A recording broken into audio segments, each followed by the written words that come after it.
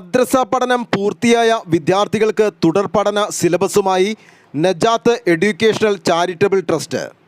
Najath diploma course എന്ന പേരിലുള്ള സിലബസിൻ്റെ പ്രഖ്യാപനം തായ്ക്കാട്ടുകര നജാത്ത് നഗറിൽ വെച്ച് നടന്നു. സിലബസ് പ്രഖ്യാപന സമ്മേളനത്തിൽ മലപ്പുറം ഖാദി OPM മുത്തുക്കോയ തങ്ങൾ സിലബസ് പ്രകാശനം ചെയ്തു.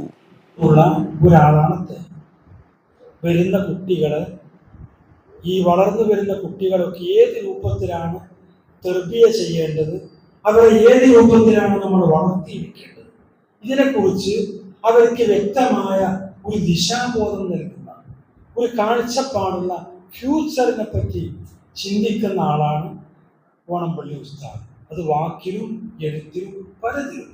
ഞാനത് കൂടുതൽ പറയുന്നില്ല. അപ്പം നമ്മൾ ഈ സാമ്പത്തികമായ ഒരു ലാഭവുമില്ല.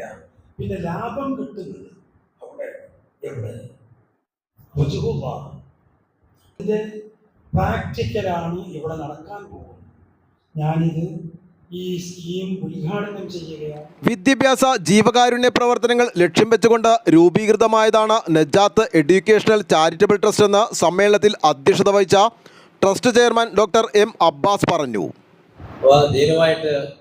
സ്ത്രീകളെ പഠിപ്പിക്കുക, സ്ത്രീകൾക്ക് ആവശ്യമായ ദീനിയായ ബോധമുണ്ടാക്കാനുള്ള കോഴ്സുകളോ അതിനുള്ള സിലബസുകളും തയ്യാറാക്കി ഒരു മദ്രസ അല്ലെങ്കിൽ നേരത്തെ ഉസ്താദ് പറഞ്ഞ പോലെ കുറേ കോഴ്സുകളുടെ പേര് പറഞ്ഞു. ആ നിലയിൽ നജാത്ത് ഡിപ്ലോമ കോഴ്സ് തുടങ്ങാൻ ഉള്ള ഉദ്ദേശത്തോടു കൂടിയാണ് നമ്മളിപ്പോൾ മുന്നോട്ട് പോയിക്കൊണ്ടിരിക്കുന്നത്. അള്ളാഹു ഇത് സഫലീകരിച്ച് മാറാകട്ടെ.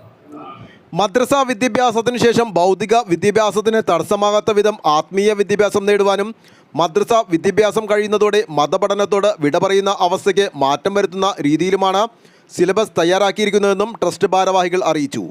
ചടങ്ങിൽ മൗലാന ഖാലിദ് ഉസ്താദ് പാനിപ്ര പ്രാർത്ഥനയ്ക്ക് നേതൃത്വം നൽകി. Muhammad Habeeb Moulavi, Onampally Abdul Salam Moulavi, MA Ali, Basheer Faizy, doctor Riyad, Shameer Baqavi, PB Alikkunnu, CK Shameer, Junaid Vazhakkulam, Shihabuddeen Al Qasimi, Yoonus Rahmani Chelakkulam, Ibrahimkutty Rashadi, Thahir Faizy, doctor Muhiyuddeen Ijas തുടങ്ങിയവർ സംസാരിച്ചു. ചടങ്ങിൽ ഈ വർഷം ഹജ്ജിന് പോകുന്ന ഹാജിമാർക്ക് യാത്രയപ്പും നൽകി.